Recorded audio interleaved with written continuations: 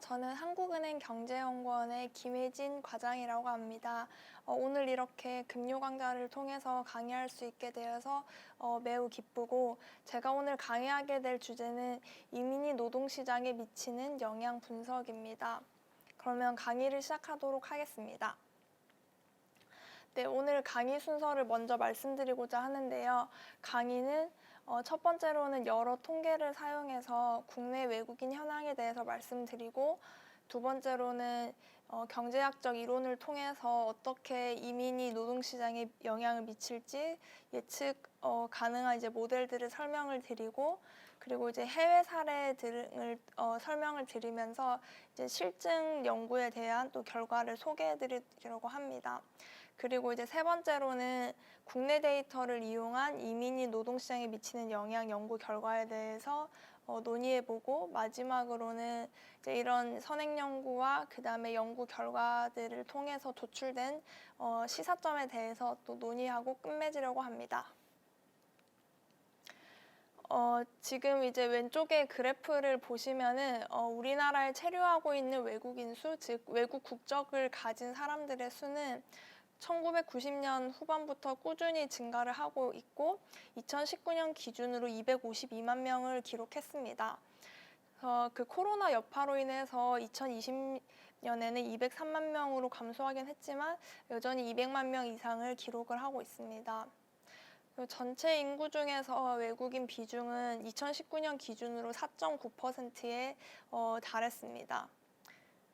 그리고 이제 외국인을 장기 체류자, 단기 체류자로 나눠서 본 그래프가 오른쪽 그래프인데요. 오른쪽 그래프를 보시면 장기 체류자는 91일 이상 체류한 외국인이고, 단기 체류자는 이제 90일 미만을 뜻하는데요. 보시면 지금 짙은 색이 장기 체류자를 뜻하는데, 2003년 이전까지는 단기 체류자 비중이 상대적으로 더 높았지만 2003년 이후부터 장기 체류자의 비중이 지속적으로 확대돼서 이제 2020년 기준으로는 79.1%를 기록하고 있습니다. 그 통계들을 설명드리기 전에 먼저 저희가 알아야 될 이제 외국인들이 소지하고 있는 체류 자격을 몇 가지 좀 소개를 해드리려고 하는데요. 첫 번째로 소개해드릴 체류 자격은 재외동포 F4입니다.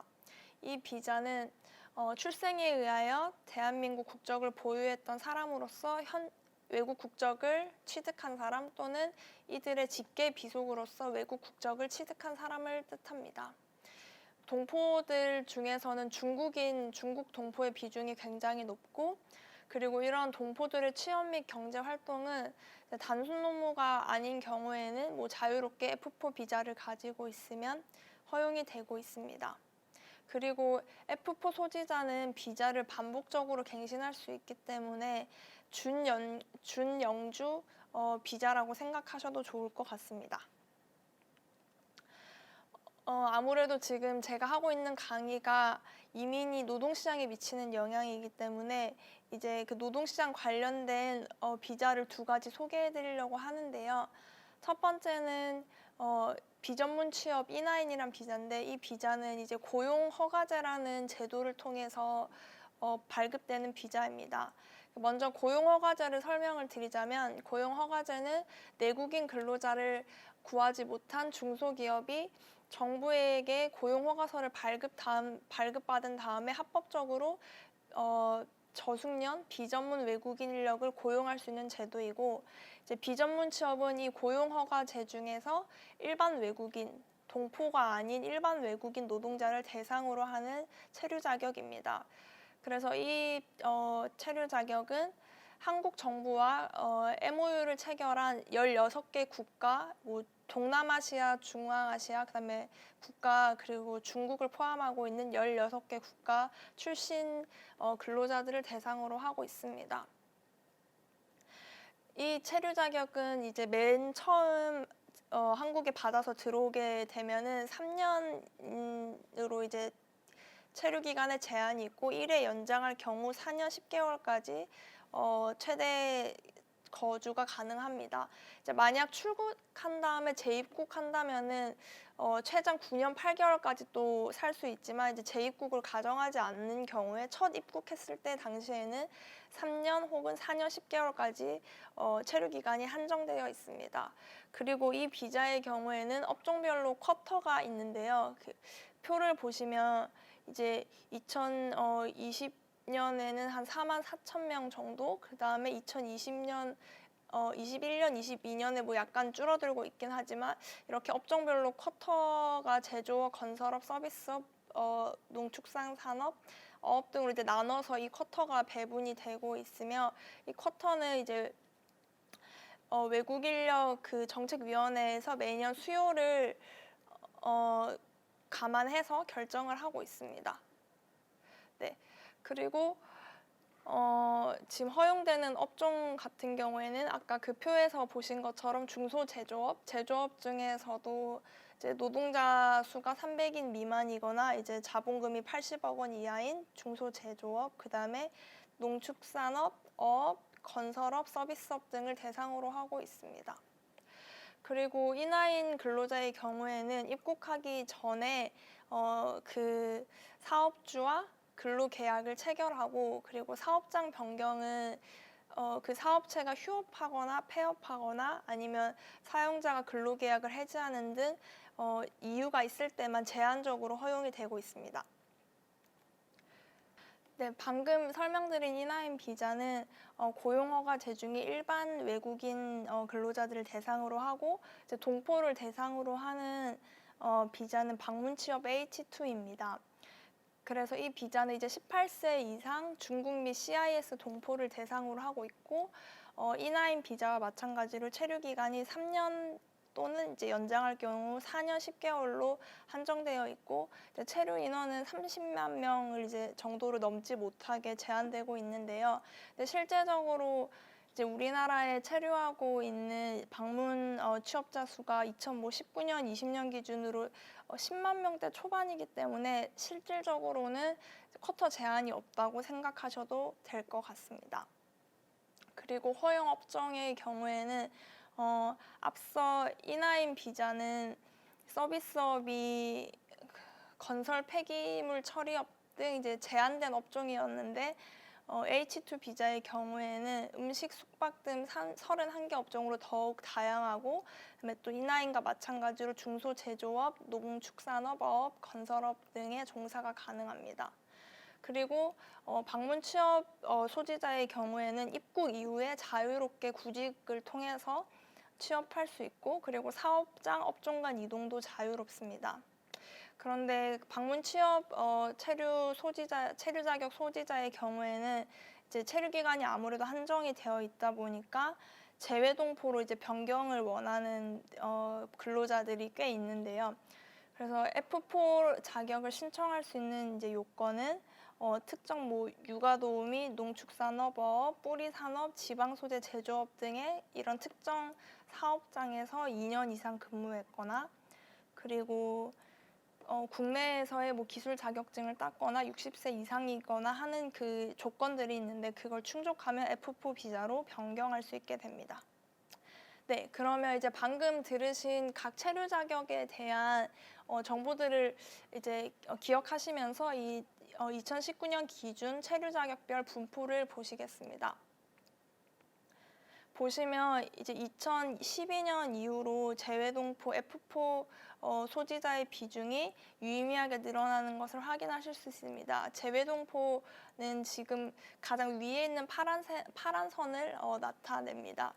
그리고 이제 다음으로 많은 게 기타 그리고 비전문 취업, 방문 취업입니다. 그래서 지금 재외동포가 25.6%고 2019년 기준으로 그리고 비전문 취업이 15.3%, 방문 취업이 12.5%인데요. 그래서 지금 재외동포는 계속 늘어나고 이제 뭐 방문 취업은 좀 줄어드는 그런 트렌드가 보이고 있는데 이건 아마 방문 취업 소지자들이 재외동포로 체류 자격을 상당수 변화하면서 이제 나타난 트렌드인 것 같고 그래서 지금 취업 관련된 인하인과 H2를 이제 합하면 한 27% 정도 차지하고 있습니다. 그리고 이제 그 아래로 이제 10% 미만을 각각 차지하고 있는 체류 자격이 영주, 그다음에 결혼 이민, 유학생, 그다음에 전문 인력 등입니다. 그리고 다음으로 이제 국가별 분포를 보시겠습니다. 이제 국가별로는 한국계 중국인이 27.7%로 가장 높은 비중을 차지하고 있습니다. 다음으로 이제 중국이 15.9%, 그리고 베트남이 8.9%, 태국이 8.3%이고 지금 그래프에서 보시는 이제 두 번째로 높은 이제 기타 아시아가 26.0%를 차지하고 북미, 유럽, 오세아니아를 합친 그 출신의 비중이 12%입니다.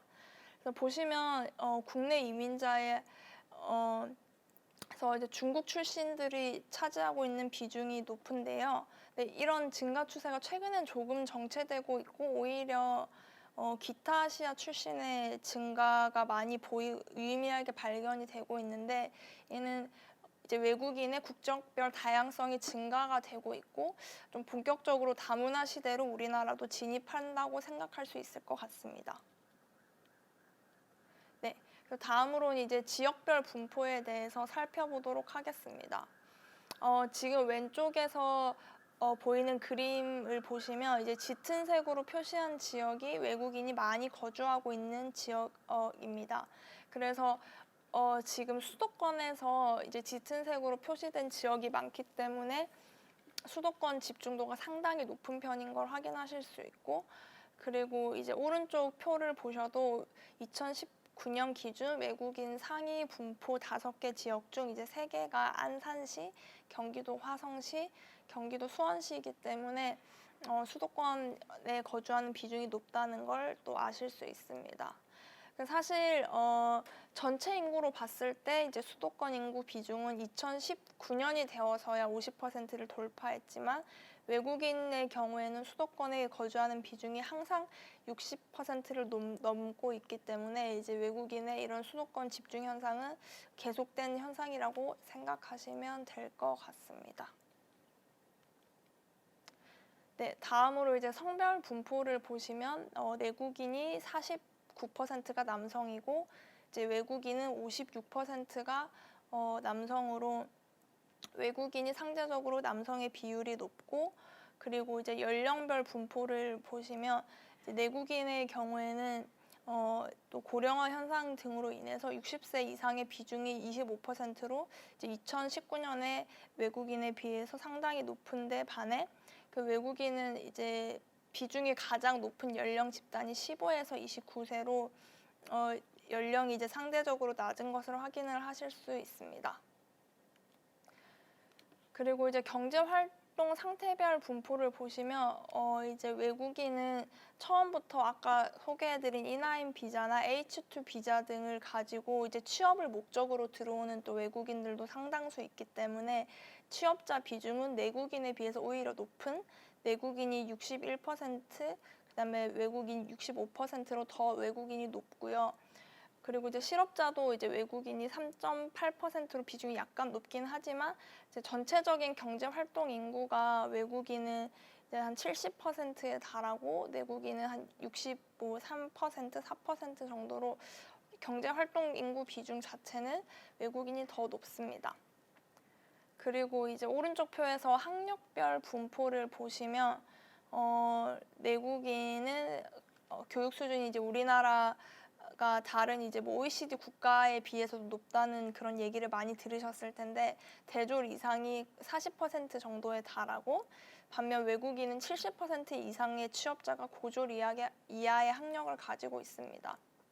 그래서 상대적으로 이제 또 낮은 학력 수준을 가지고 있다는 걸 아실 수 있고, 또 하나 이제 좀 기억할 만한 점은 본국에서 외국인 분들이 획득하게 된 학위가 일반적으로 이제 이민을 온 다음에 이민 대상국에서 이제 저평가 받는 그걸 다운그레이딩이라고 설명을 하는데, 저평가 받는 사실을 이제 감안을 해보면은 외국인들의 이제 실제적인 숙련 수준은 이제 교육 수준으로 예상할 수 있는 것보다 좀 더 낮다고 생각하시면 됩니다. 네, 다음으로는 이제 취업자들의 산업별 분포와 직업별 분포를 내국인, 외국인 비교를 해보도록 하겠습니다. 그래서 먼저 이제 내국인의 산업별 분포를 보시면 사업, 개인, 공공 서비스 등이 이제 37%, 도소매, 음식, 숙박업이 22%로 서비스업에서 차지하는 비중이 상대적으로 높은 반면 외국인들은 제조업, 광업, 제조업에서 차지하는 비중이 46% 정도인데요. 이는 이제 외국인 고용 허가제가 내국인의 일자리를 보호하기 위해서 서비스업에서 이제 그런 업종이나 쿼터를 상당 부분 제한하고 있기 때문입니다. 물론 이제 재외동포들을 대상으로 하고 있는 고용허가제의 경우에는 서비스업의 취업이 다양하게 허가가 되지만은 일반 고용허가제 E9의 경우에는 서비스업 업종에 이제 취업 가능한 거는 건설 폐기물 처리업 밖에 없어서 아무래도 이제 외국인들은 제조업에 많이 이제 몰려 있는 걸 확인하실 수 있습니다.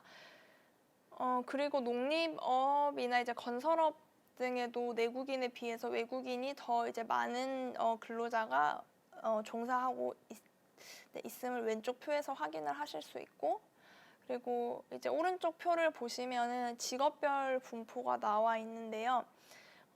산업별 분포에서 이제 외국인이 제조업이나 건설업에서 많이 일하고 있었다는 걸 기억을 해보시면은 이제 아마 외국인들이 직업적으로도 좀 저숙련의 블루 칼라에 많이 종사를 할 거라고 예상하실 수 있었을 텐데, 실제로도 이제 기능이나 기계 조작, 조립 그리고 단순 노무 등의 한 70% 정도가 종사를 하고 있습니다. 그리고 이제 내국인 같은 경우에는 관리 전문가가 22%, 서비스 판매가 23% 정도를 차지하고 있습니다. 네, 그리고 이제 다음으로는 그 선행 연구에 대해서 소개를 해드리려고 하는데요. 먼저 이론적인 배경에 대해서 설명을 드리고 이후 이제 실증 연구에 대해서 말씀드리도록 하겠습니다. 그래서 이제 그 왼쪽 그래프를 먼저 보시면은 지금 이제 붉은색 선이 노동 공급을 뜻하고 그 다음에 푸른 선이 노동 수요를 뜻합니다. 그리고 Y축은 임금이고 X축은 고용을 뜻하는데요. 지금 처음 이제 균형점이 이제 1로 표시되어 있는 이제 L1S랑 L1D가 만나는 점인 1이 처음 균형점이고 그때의 내국인 고용이 N, 그 다음에 임금이 W1이라고 보시면 됩니다. 그리고 여기서 이제 하나 특이한 점은 이제 노동 공급이 이렇게 직선인 점인데요.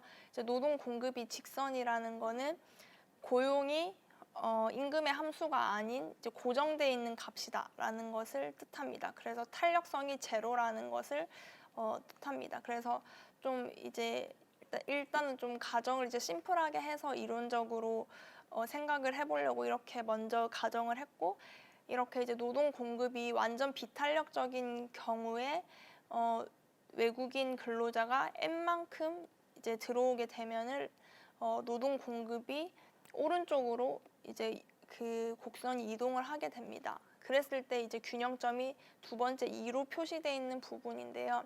그래서 이렇게 이제 노동 공급이 늘어나는 충격이 오게 되면은 적어도 단기에서는 임금이 감소할 것으로 예상을 할 수 있습니다. 그리고 이제 오른쪽에 자본시장에 대한 그래프를 보시면은 그 노동 공급이 증가했기 때문에 이제 그 상대적으로 자본이 이제 더 귀해지고 그럼에 따라서 이제 자본의 한계 생산이 증가하게 됩니다. 이제 그걸 이제 보여주는 게 지금 실선으로 나타나 있는 변화들이고요.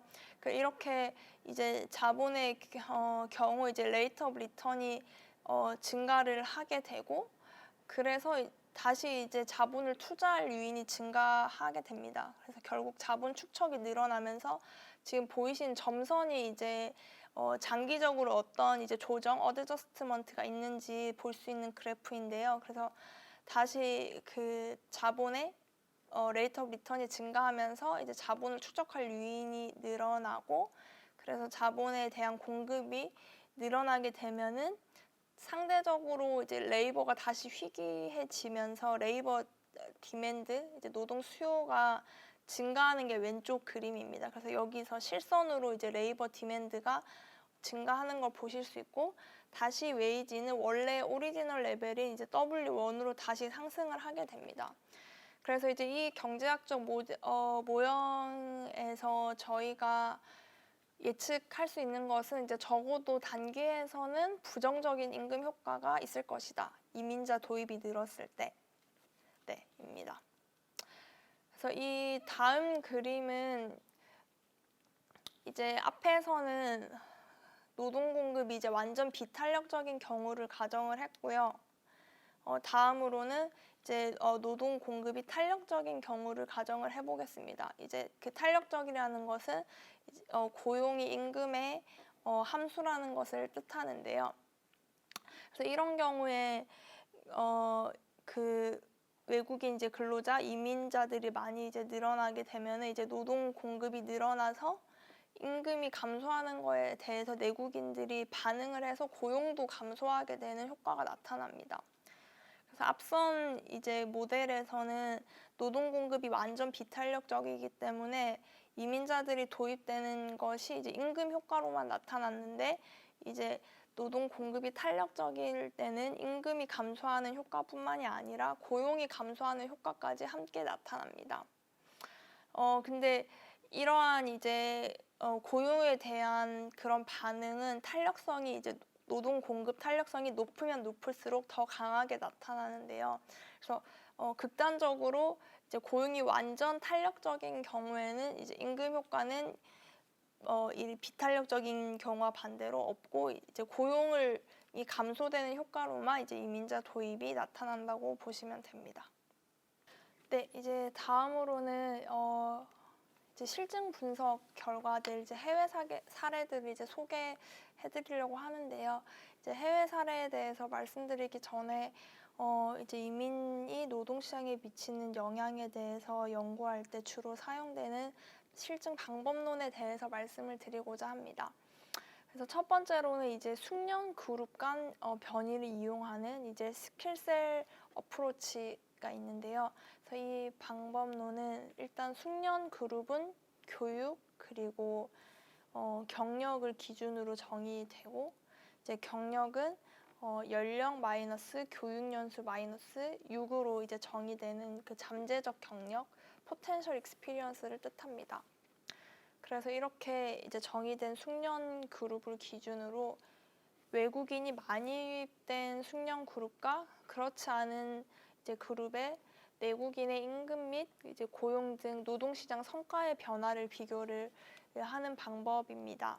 그래서 이 방법의 장점은 이제 제가 지금 이 뒤에 지역 간 변이를 이용한 이제 스페이셜 어프로치에 대해서 설명을 드릴 텐데, 그 지역 간 변이를 이용할 경우에는 실제로 외국인들이 들어와서 부정적인 임금 효과가 나타났다 하더라도 이제 내국인들이 이제 다른 지역으로 이동을 해버리면은 그 실제 부정적 효과가 나타나지 않는다는 그런 문제가 있는데, 이제 숙련 그룹 간 변이를 이용을 했을 때는 내국인들이 다른 숙련 그룹으로 이동하는 것 자체가 이제 하기 때문에 어렵기 때문에 교육 수준이나 이제 경력 같은 거를 바꾸기가 쉽지 않기 때문에 이러한 조정이 발생하지 않는다는 장점이 있습니다. 그리고 이제 한계로는 지금 이 방법론은 특정 숙련 수준의 외국인이 많이 늘어났을 때 동일한 숙련 수준을 가진 내국인에 대한 직접적인 효과, 다이렉트 이펙트만 추정을 하게 됩니다. 그런데 만약에 뭐 고졸 외국인이 많이 들어왔을 때 고졸 내국인뿐만이 아니라 다른 대졸 내국인에게도 영향을 미칠 수 있는 그런 크로스 이펙트가 있을 수 있는데, 그거를 잡아내지 못한다는 단점이 있습니다. 그래서 지금 이 방법론 같은 경우에는 동일한 숙련 수준을 가진 내국인에 대한 효과를 보기 때문에 아무래도 서로 이제 비슷한 특성을 가지고 있고 서로 대체 관계에 있을 가능성이 많기 때문에 이제 부정적인 효과가 나타날 가능성이 큽니다. 그래서 이제 실제로 그 스킬셋 어프로치를 사용을 한 외국의 실증 연구들 결과를 정리한 표인데요. 보시면은 이제 그 빨간색 박스로 표시되어 있는 이제 웨이지 리스판스 투 이미그레이션을 보시면 거의 이제 네거티브로 많이 효과가 나오는 것을 확인을 할 수 있습니다. 그래서 이런 스킬셋 어프로치를 사용을 했을 때는 부정적인 효과가 많이 잡히는 것을 알 수 있고, 그 다음으로는 이제 지역 간 변이를 이용한 어프로치에 대해서 설명을 드리도록 하겠습니다. 그래서 이 방법은 외국인이 많이 유입된 지역과 그렇지 않은 지역의 내국인의 이제 임금과 고용의 변화를 비교하는 건데요. 그 장점은 이제 앞선 그 스킬셋 어프로치에서는 동일한 그 숙련 수준을 가진 외국인이 동일한 숙련 수준을 가진 내국인에게 영향을 미치는 것밖에 못 본다는 이제 단점이 있다고 말씀드렸는데, 여기서는 이제 지역 수준에서 숙련 수준 간 그런 다른 숙련에게 미치는 보완성을 고려하는 이제 총 효과 토탈 이펙트가 추정되기 때문에 또 이제 정책적으로는 이 방법론을 사용하는 해서 이제 나온 결과에 더 관심이 있을 수도 있을 것 같습니다. 다만 또 이 방법론에도 한계가 있는데요. 첫 번째로는 이제 외국인들이 많이 유입돼 있는 지역 자체가 이제 외국인들이 지역을 어디 거주할지 선택을 할 때 아무래도 이제 경제적으로 전망이 좋은 데로 많이 갈 것이고, 그런 곳들은 내국인들의 임금이 높을 것이기 때문에 실질적으로 외국인 유입으로 내국인의 임금이 하락했다고 해도 이제 외국인들이 지역을 선택하는 것 자체가 경제 전망이 좋고 내국인들의 임금이 좋은 곳으로 가는, 그래서 그런 파지티브 코릴레이션이 발생을 할 수 있기 때문에 이제 실제적인 효과는 네거티브 이펙트가 있더라도 그게 가려지는 그런 문제가 생길 수 있습니다. 그 두 번째로는 이제 아까 말씀드린 것처럼 이제 외국인이 많이 들어오는 걸 피해서 다른 곳으로 뭐 이동을 하게 되면은 그런 부정적 임금 효과를 받지 않기 위해서 다른 곳으로 이동을 하게 됨으로써 이제 또 네거티브 이펙트가 제대로 캡처되지 않을 가능성도 있습니다. 그래서 이제 이 표를 보시면은 그런 지역 간 변이를 이용해서 연구한 이제 결과들인데요. 그래서 거의 이제 효과가 없다고 나온 결과들이 대다수입니다. 네, 오른쪽에 이제 빨간색 박스를 보시면 확인을 하실 수 있습니다. 그래서 왜 이제 효과가 나타나지 않는지에 대해서 이제 아까 말씀드린 대로 이제 내국인이 외국인 유입을 피해서 다른 지역으로 이동을 하기 때문일 수도 있고, 이제 또 하나 이제 2009년에 페리 앤 스파버 논문에서 제기된 가설은 이제 이런 외국인이 들어왔을 때 직무 특화 현상 때문에 부정적인 임금 효과가 나타나지 않는다고 하는데요. 그래서 이 그 가설에 대해서 설명을 해드리면은, 외국인들은 상대적으로 내국인에 비해서 언어 능력이 부족하기 때문에 소통 커뮤니케이션 직무보다는 매뉴얼 직무에 더 상대적 우위를 가지고 있고, 따라서 이렇게 육체 직무에 상대적 우위를 가지고 있는 외국인의 노동 공급이 증가할 때 내국인이 커뮤니케이션 타스크, 소통 직무로 재배치되는 그런 현상이 나타나고, 소통 직무의 경우에는 임금이 더 이제 높기 때문에 그 외국인이 처음 들어왔을 때의 이제 부정적인 임금 효과를 상쇄를 해준다는 뜻입니다.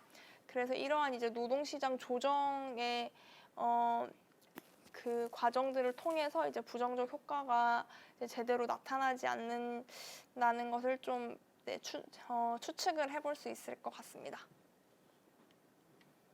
그리고 이제 마지막 방법론으로는 이제 내추럴 익스피리먼트라고 해서 자연 실험을 이용하는 방법이 있는데요.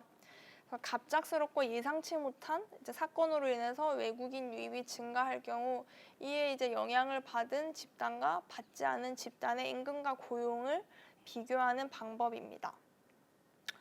그래서 이 방법론의 장점은 아까 그 지역 간 변이를 사용하는 방법에서 이제 외국인들이 처음부터 경제적으로 전망이 좋은 곳으로 들어올 수 있어서 그런 내생성의 문제가 발생할 수 있다라는 이제 말씀을 드렸는데, 이 방법론의 경우에는 그 외국인 유입 자체 사건 자체가 갑작스럽고 예상치 못하게 발생을 하기 때문에 이런 이제 내생성의 문제가 좀 덜하다는 문제가 있습니다.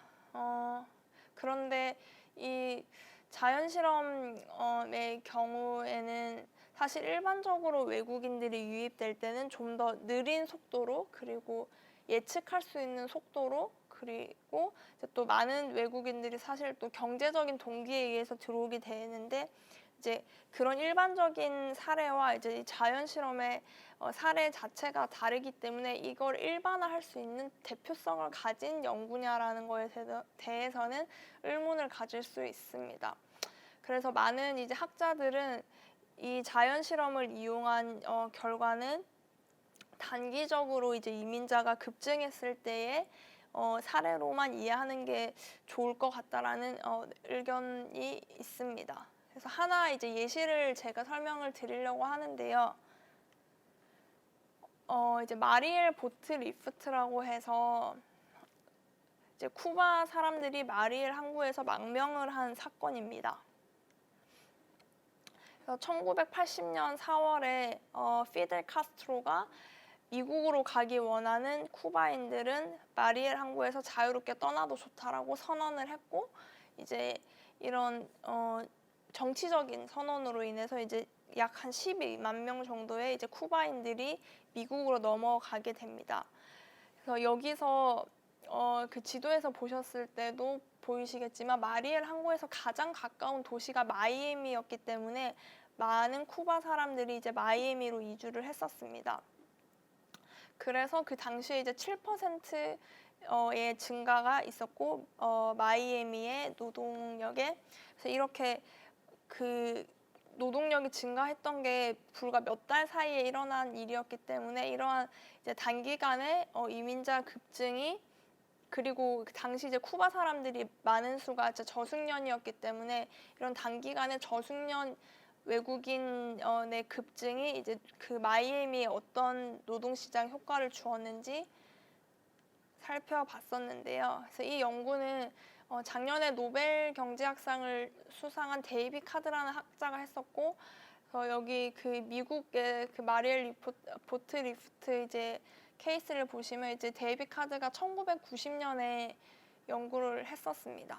그래서 이때는 이제 결과가 또 예상했던 거랑 다르게 이제 네거티브 이펙트가 없다고 나타났는데, 이제 이걸 이제 데이빗 카드는 당시에 마이애미에 저숙련 근로자들을 많이 필요로 하는 산업이 성장을 하고 있었기 때문에 저숙련 근로자가 많이 왔어도 충분히 흡수할 수 있는 여지가 있었다라고 설명을 하고 있는데, 그 이후에도 뭐 2017년 뭐 보아스, 페리 등등 이제 여러 학자들이 이제 다양한 또 방법론을 써서 이제 이 사례를 다시 연구하고 있고 상반된 연구 결과가 나오고 있습니다.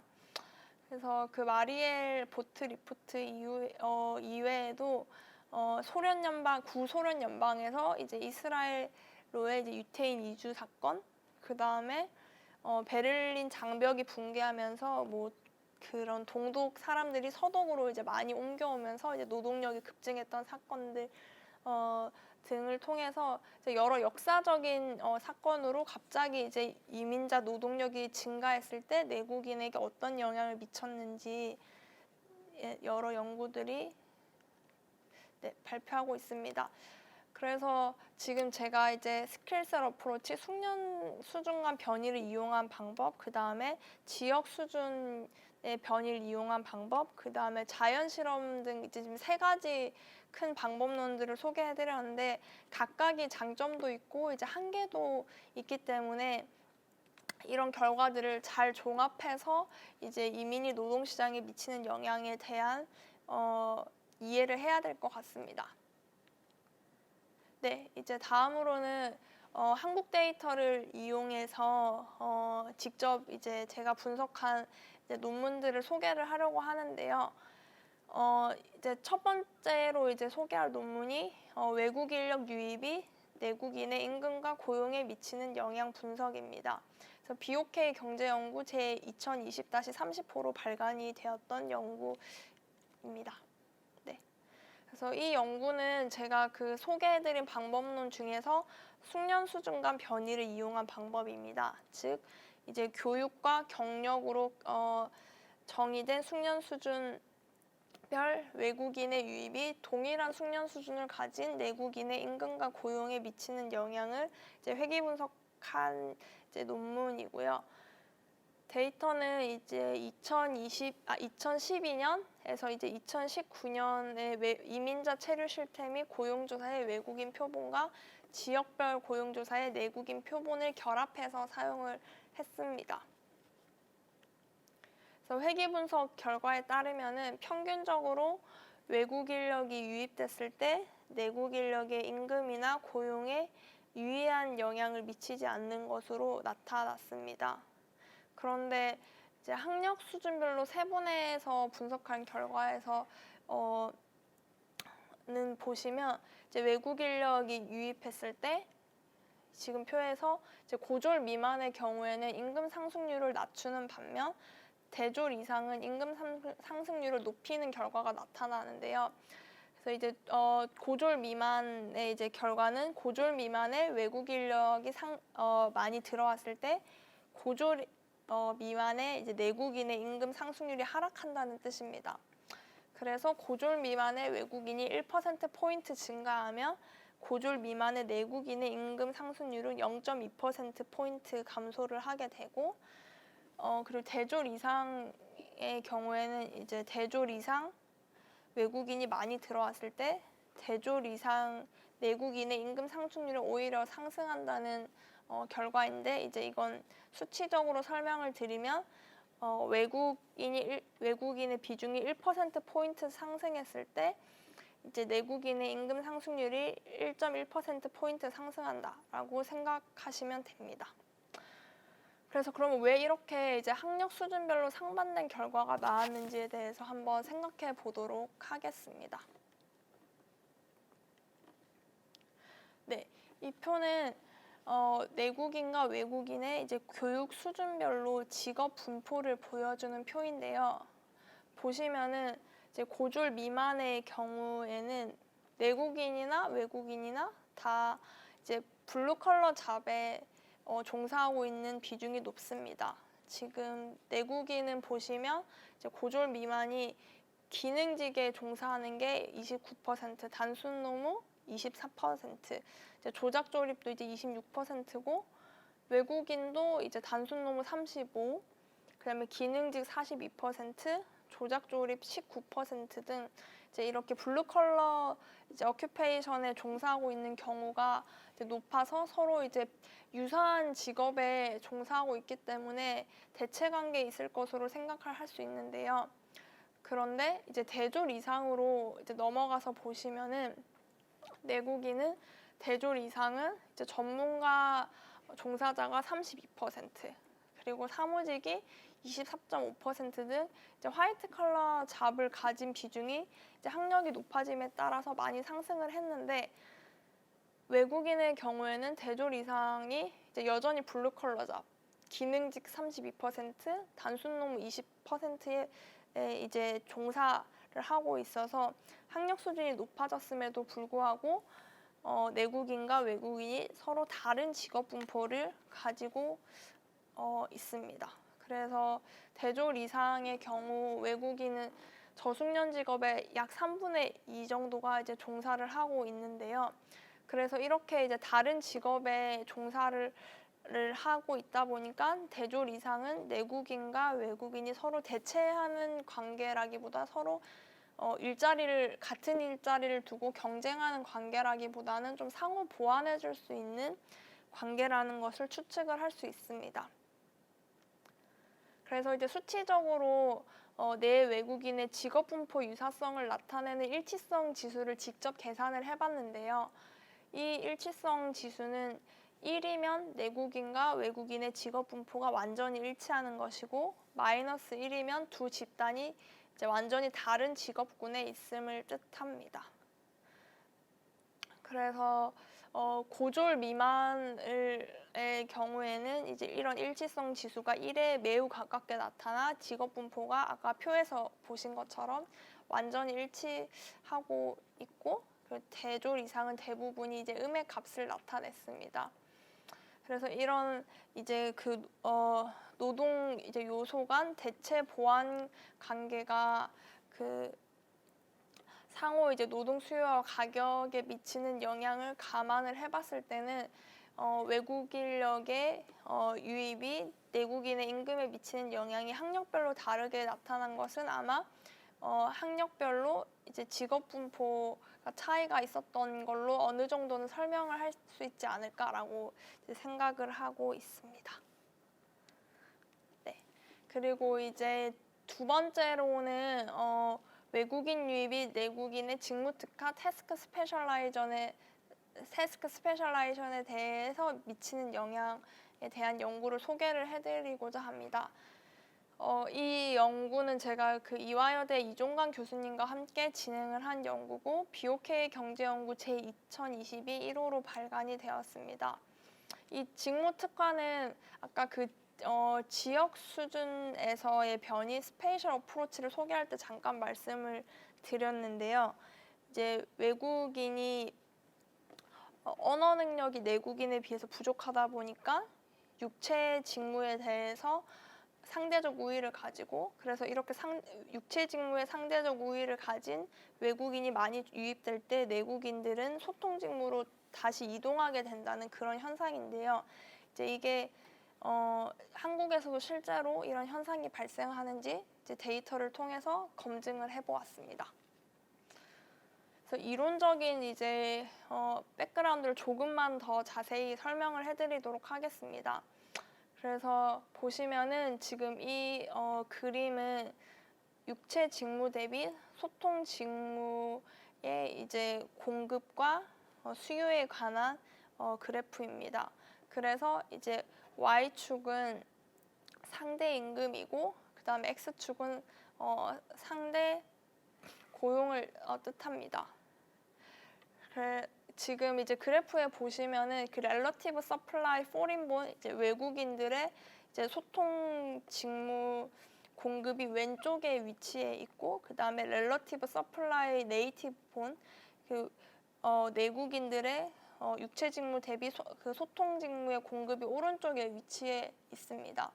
그리고 이제 여기서 이제 aggregate relative supply라는 게 이제 두 개의 이 foreign born과 native born의 supply의 weighted average로 보시면 되는데요.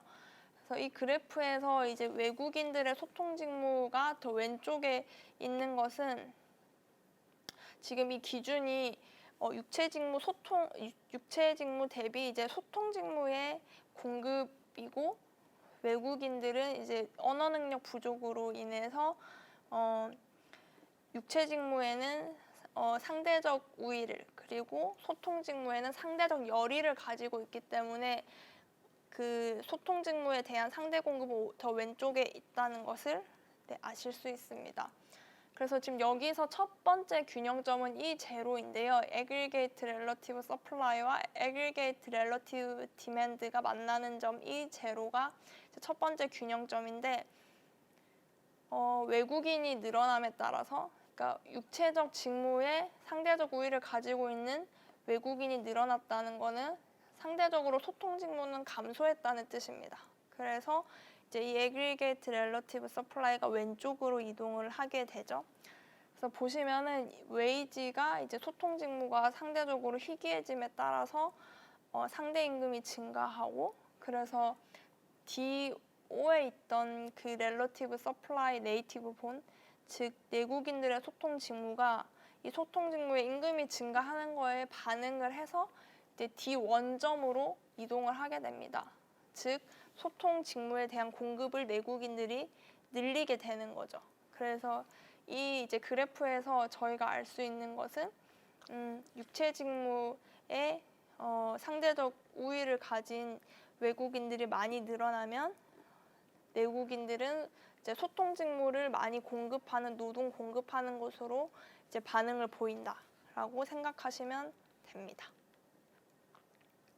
네, 이제 이런 그 직무 특화 현상이 우리나라에서도 실제로 발견이 되는지 데이터를 통해서 알아보았는데요. 사용한 데이터는 2010에서 15년 지방자치단체 외국인 주민 현황의 인구 자료와 그리고 인구 주택 총조사의 내국인 지역 자료를 이제 지역 단위로 결합을 해서 사용을 했습니다. 방법론은 아까 설명해드린 그 지역 간 변이를 이용하는 스페셜 어프로치를 사용을 했고요. 그래서 외국인이 많이 유입된 지역이 그렇지 않은 지역에 비해서 내국인의 육체 직무 대비 소통 직무, 커뮤니케이션 타스크의 상대 공급이 증가하였는지를 분석을 했습니다. 분석 결과를 보시면 회계 분석을 한 결과 외국인의 유입 증가는 내국인의 소통 직무를 통계적으로 유의하게 늘리는 효과가 있었습니다. 그래서 지역의 인구 중에서 외국인의 비중이 1%포인트 증가했을 때 육체 직무 대비 소통 직무가 0.39% 증가를 했었고 성별로 세분해서 보면은 남성의 경우에는 유의한 효과가 나타나지 않았습니다.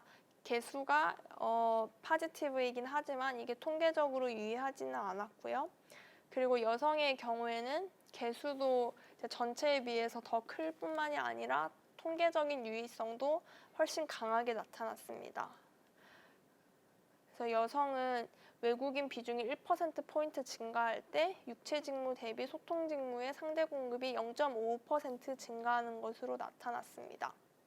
그래서 이는 이제 여성의 경우가 근속 연수가 남성에 비해서 더 짧습니다. 같은 회사에서 근무하는 기간이 더 짧기 때문에 특정 기업에 맞는 인적 자본, firm specific human capital이 적고 따라서 육체 직무에서 소통 직무로 이동하게 되는 비용이 더 적은 것에 기인한다고 생각합니다. 네, 그래서 이때까지 이제 첫 번째로 통계를 통해서 봤던 국내 외국인 현황, 그 다음에 이제 이론적인 모형, 그리고 해외의 여러 선행 연구들, 그리고 마지막으로 이제 국내 자료를 이용해서 제가 분석했던 이제 연구 결과들을 통해서 어떤 시사점을 얻을 수 있는지를 논의를 해보고자 하는데요. 저출산 및 고령화로 인해서 우리나라 생산 가능 인구는 지속적으로 감소할 것으로 예상되고 있습니다. 그래서 이러한 상황에서 인구 문제에 대응하기 위해서는 외국 인력의 활용이 앞으로도 계속 확대될 것입니다.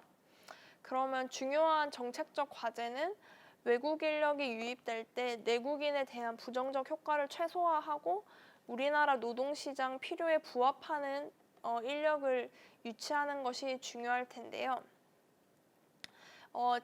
제가 첫 번째로 소개해드린 그 한국의 연구를 통해서 이제 알 수 있는 것은 외국 인력이 유입됐을 때 내국인의 임금과 고용에 미치는 영향은 외국 인력이 국내 노동시장에 대해서 가지는 대체성 그리고 보완성 여부에 따라서 달라진다는 것이었습니다.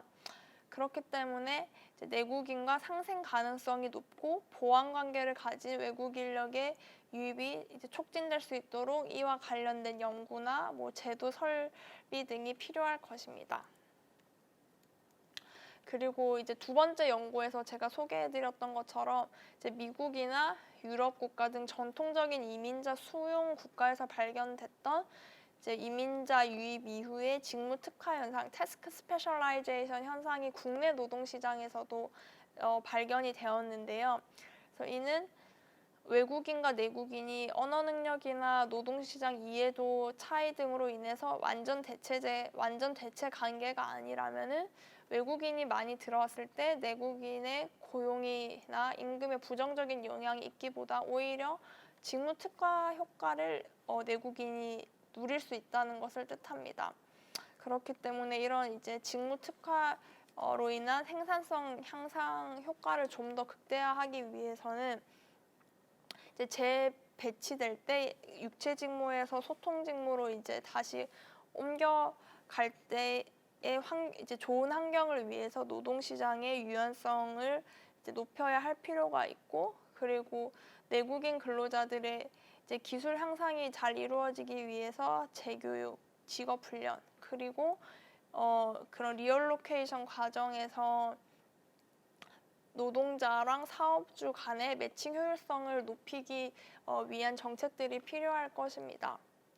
앞으로 이제 생산 인구 감소로 인해 외국 인력이 더욱 많이 늘어날 것으로 예상이 되는 시점에서 이제 오늘 제가 소개해드린 여러 가지 연구들과 그다음에 사례들을 이제 잘 적용해서 우리나라 노동시장에 더욱 도움이 될 수 있는 정책들을 수립해 갔으면 좋겠고, 이제 여러분들이 이민자들이 노동시장에 미치는 영향에 대한 그런 이해도가 또 높여질 수 있는 기회였으면 좋겠습니다. 네, 오늘 여러 통계와 그리고 해외 사례, 그리고 제가 직접 했던 연구들을 소개해드리면서 이민자들 유입이 늘어났을 때 국내 노동시장에 어떤 영향이 있을 수 있을지 이제 여러 루트로 생각을 해봤는데요. 앞으로 생산 인구가 감소하면서 외국인 유입이 증가되는 거는 필연적인 상황입니다. 그래서 이런 상황에서 어떻게 하면 이제 국내 노동 시장에 좀 더 또 도움이 될 수 있을지 같이 고민하는 시간들이 되었으면 좋겠고, 이 강의를 통해서 이민자들의 유입이 국내 노동시장에 미친 영향에 대한 여러분들의 이해도가 또 높아졌으면 좋겠습니다. 경청해 주셔서 감사합니다.